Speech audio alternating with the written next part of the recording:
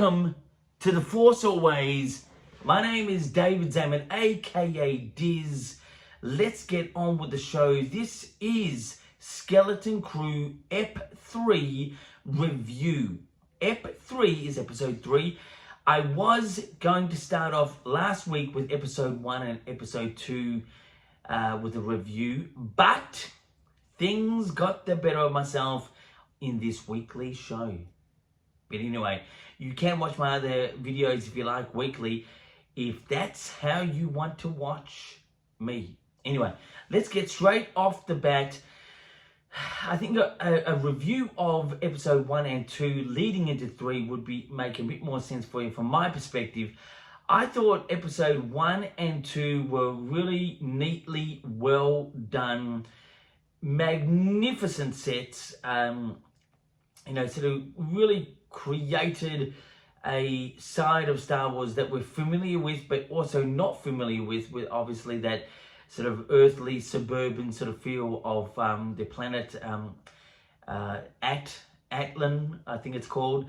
And it was, I thought it was really well done, and it's introducing to us what I think Star Wars is missing compared to Marvel and DC, mainly Marvel, is that sort of realism of relatability to things on planet Earth. Now, you don't have to have a planet that says planet Earth, even though I think planet Earth could be a part of the universal sort of Star Wars galaxy, and I think it actually is.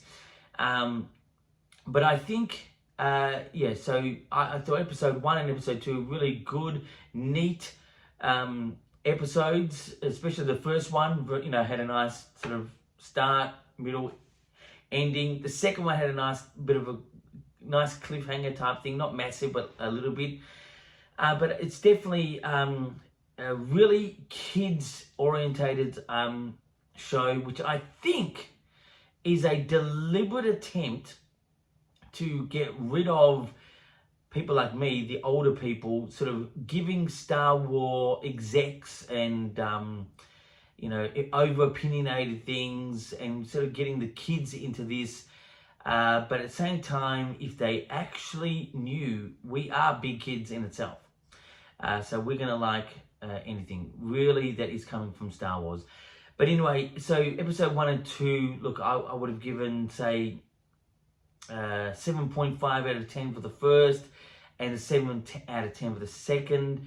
That's episode 1, episode 2, and then so this one, episode 3, straight off the bat, gets a 7 out of 10. So it's staying consistent. I think it is really good. Its story is getting a little bit more kid-like here. We've got this owl, which I made, the way they were sort of teasing it through the episode, I thought it might have been a Yoda species, but then I would have thought, wait a second, they're not really directing it to us older kids. I think, you need to sort of think of the younger generation, and that owl really did stamp my opinion. It's very Harry Potter. It still had a Star Wars feel to it, with like this electronic band around its back of the head, and it was good, but it was a bit on the nose in me, to me, but still it worked effective. I accept it. I think it's good. I think episode 3 does get a 7 out of 10. And it's, look, stay consistent every Wednesday here in Melbourne, Australia. It will air. It comes on about just after 1 p.m. here. This particular review is coming a bit later than usual, as I'm putting many things in my life together, like this big collection here. And anyway, so I am going to be here, as the Force Always. Whether it's weekly, again, I'm unsure. But anyway, look, any more to the episode, I thought it was a nice little callback with the original droid, separatist droids army. There was one of the droids in the room, a particular room in the actual episode. That was good. even callbacks to other droids, to other types of the movies, if you did recognize them. I don't know, it's just it's a great scope. I think the whole series so far is a great scope to its, wide angle sort of shots, especially in the pirate sort of base or the planet, in the actual, starship hangar, if you were to call it. That was really good.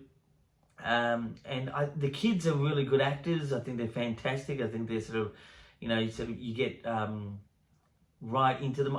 Look, I will say the least favorite character, even though he does a really well done job, he does a great job.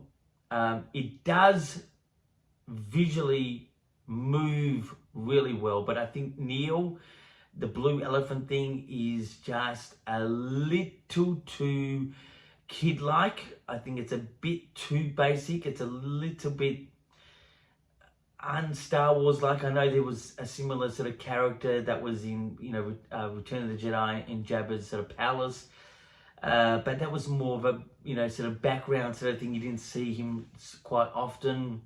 And being so upfront, this Neil character, it's a bit of a reminder of not a great looking character. I think his voice, acting, and obviously movement is being done well by the particular actor. But I'm just not right into that character. It's probably the least favorite part of the show. But yeah, and so, it's consistent. 7 out of 10. So let's get into some other news. I will be giving you a review on a particular movie that's not Star Wars like, but it's coming really close now. It's Better Man. Better Man is a biopic on Robbie Williams. I'll be giving you a review of that, so look out for that very, very soon. There's been advanced screenings to particular associations, now to the public. It's essentially being released on December 26th, but look out for it. A Better Man, a biopic on Robbie Williams. If you don't know who Robbie Williams is, he's a big English solo artist that came out of a group called Take That, and it just goes from the beginnings of his pop stardom, or just before that, and all the way to pretty much closely to now. Not exactly now, but close. That's some other news. Now, to other news, I think it's this is sort of news that's ongoing news. The Star Wars fandom, and I love Star Wars fans, but the response to things like The Acolyte or from The Last Jedi, Rise of Skywalker, ever since then, it's been in a real intense way. And I just think, YouTube creators, I think, is sort of having such an opinion that, being the most watched streaming service in the world, which is YouTube, I'm sure the execs are sort of taking on board, since way back in 2015, probably before that, of, what's happening out there. And I think, the negativity that's really coming out of a lot of YouTube creators, especially on those particular episodes in the Star Wars saga, is just having a huge impact. For me, Star Wars always has a good and bad side to it. Overall, it's a powerful, storytelling device, visually, audibly, everything. I think it's still amazing. I am a movie fan, not just Star Wars, a movie fan. When I can get the time to see these types of movies, but I think Star Wars really sets a lot of precedents, for a lot of us. But I think in my opinion, I think that if I was Lucasfilm or Disney, to really just knuckle down, think about the story without the influence I think especially of YouTube creators. I think that's, I'm sure, I don't know, I'm sure that's what is happening that is causing a lot of turmoil. The Acolyte, now I know a lot of people didn't like that. In fact, I know some people in Disney within Australia who didn't like it themselves. And I don't have big contacts, I just know some. And I just, it wasn't that bad, it wasn't that good. It really failed on its promise being a Sith-oriented or a real evil sort of feeling type of Star Wars. It was almost a bit prequel-ish, if you ask me, even though it was sort of a prequel. It just didn't come off, really, really intense, really hardcore in its sort of evil Sith sort of representation. It lacked that. The only time it ever really got to that point was when we saw a little bit of Darth Plagueis in the rocks. Anyway, that was the only part. The Last Jedi, I will absolutely put my hand up. I was there at the Star Wars Celebration for the trailer premiere. In the actual panel, the fans in the line, again, I've said this many times, was just like absolutely overwhelmed about coming together as Star Wars fans. We just talked for hours, I'm telling you, hours on Star Wars stuff. And even when the trailer hits, it was still good. When the movie came out, it started to lose a lot of momentum with a lot of fans. And really, it did start breaking up from that point. But still, I think it's a good original film. I think I'll give it that. There was definitely elements to it that I really thought was a bit cringeworthy. My worst point in that film was Princess Leia, flying off like in the night sky like a Mary Poppins, which has been described by many. And The Rise of Skywalker, I think, gets a lot of heat for no, in my opinion, not a valid amount of reason. I just think it is actually a good ending to a sequel trilogy. I don't think it's the greatest. Obviously, I would have personally done things different, but we've all got to learn and understand that this franchise is not with me or with you. It's just with a lot of other people who are in the Lucasfilm and Disney. Love them or hate them, this is where it's coming from, and I accept it for what it is. Anyway, so that's my sort of little spiel on the YouTube creator thing. I think there's a lot of, like, even way back in the day, 2014, 2015 ish, there was a lot of discussion on how they should approach the new films, new movies, and maybe do an original film, maybe not do an original film, do a Yoda film, do a Jabba the Hutt film, have the trilogy maybe centered on this, but one director coming in, another director. It was all these ideas, and it was all about sort of really almost being a spontaneous sort of idea to creating Star Wars. Originally, Lucas was like that in the original trilogy. Like, there was a lot of ideas he did not come up with until the actual movie itself, Empire, Return of the Jedi, everything like that.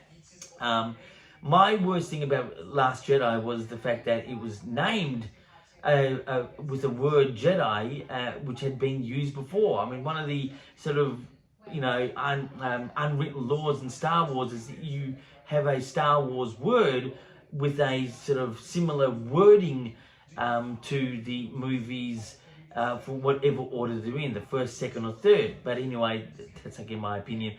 But that's just my little spiel. Anyway, I should end it there. Anyway, to more Star Wars news. Well, the next bit of news is Episode 4 will be here next week for Skeleton Crew. Skeleton Crew is on Disney+. It's a live action series. It's actually set just around the Mandalorian period, so we may see Grogu, we may see the Mandalorian in this, we don't know. So it's in that sort of timeline. But until next week, my friends, actually before I go, I should show you another piece of one of my pieces here that I've got. This is a original, and it's still full of Pepsi. This is the Darth Maul Pepsi that I actually got from a famous takeaway place that everyone know in the whole world, but let's leave that out. But this is still full. This is from 1999. This is when the Phantom Menace was coming out, and this is a Darth Maul Pepsi that I've still got full.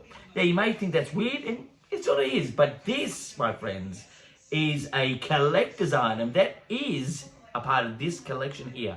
But anyway, until next week, my friends, cheers and keep rocking.